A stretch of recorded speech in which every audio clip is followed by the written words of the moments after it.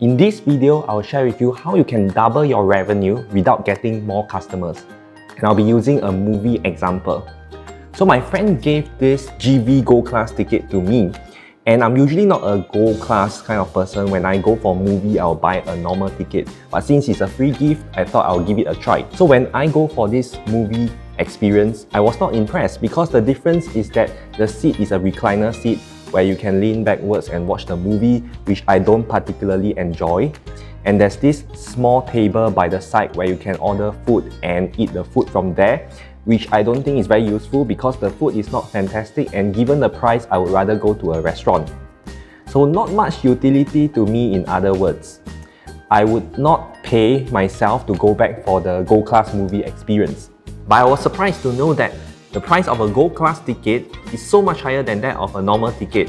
This one goes for $41 versus a normal movie ticket that costs around $11 to $13, which means that this is 3 to 4 times more expensive than a normal ticket. And guess what? I was holding this Gold Class ticket for several months before I get to use it. Initially, I wanted to use it to watch Jurassic Park, and it was fully booked. Then after that, it was Mission Impossible, again fully booked. What does it mean? It means that the demand for Gold Class seat is very high. And it just goes to show that there are really different types of people around the world, and people value different things. So for me, for example, I would pay for an expensive laptop or expensive phone, but perhaps not a movie experience. And that is really lesson 1 that I want to share with you, because a lot of marketers and business people tend to assume that if they don't like something or if they like something, then their market would also like it.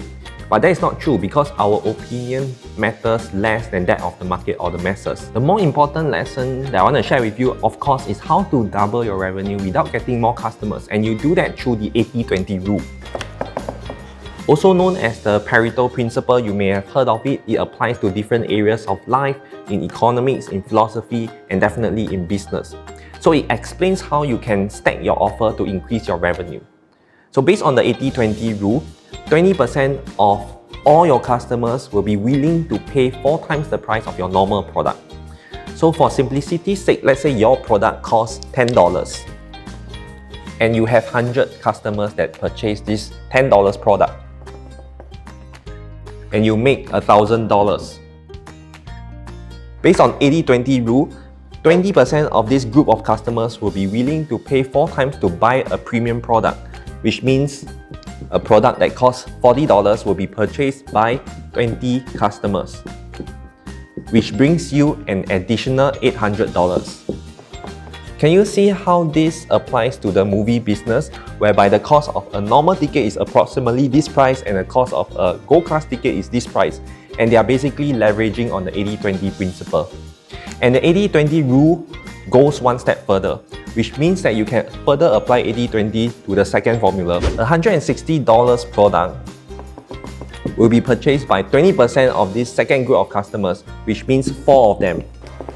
And that works out to $640. And that means that your initial revenue of $1,000 has been more than doubled with this additional income by introducing offer stacking. So that is an additional $1,440. So you can always add a premium product to your business, and that is why airlines have business class, first class, economy class. Or if you sell service, you can also introduce a next tier like a VIP service as your premium product. And when you stack your offers like that, what it does is that it increases the customer lifetime value. And this is a very important concept. Let's take, for example, Starbucks. A new customer walks into Starbucks and spends an average of, say, $6 to $7 on a cup of coffee. But do you know that for Starbucks, their average customer lifetime value actually works up to $14,099? You can look at the math. Basically, it takes into account the frequency of visit, the longevity of the customer relationship, and it adds up to $14,099. And this is very important because if you are Starbucks, you can spend $500 to acquire a new customer and it makes sense for you.